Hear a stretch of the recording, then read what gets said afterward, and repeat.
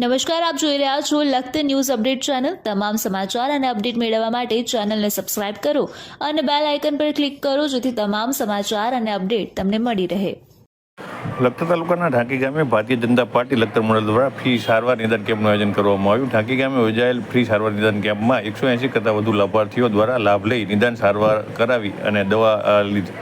હાલમાં ચોમાસાની ઋતુ ચાલુ રહી છે। શાસ્ત્રોમાં ચોમાસાની ઋતુને રોગની રાણી ગણવામાં આવે છે। ચોમાસા દરમિયાન મેલેરિયા, ઝેરી મેલેરિયા, ટાઇફોઇડ, ઝાડા, ઉલટી, ડેન્ગ્યુ સહિતના રોગો છે અને સાથે પાણીજન્ય રોગોમાં વધારો જોવા મળતો હોય છે। ત્યારે લખતર ભારતીય જનતા પાર્ટી દ્વારા લોકો બીમાર પડે અને વધુ સારવાર અર્થે સુરનગર સુધી જવું ન પડે અને સામાન્ય લોકોને ખર્ચના ખાડામાં ઉતરવું ના પડે તે માટે ઢાંકી ગામની અંદર ફ્રી સારવાર નિદાન કેમ્પનું આયોજન કરવામાં આવ્યું હતું।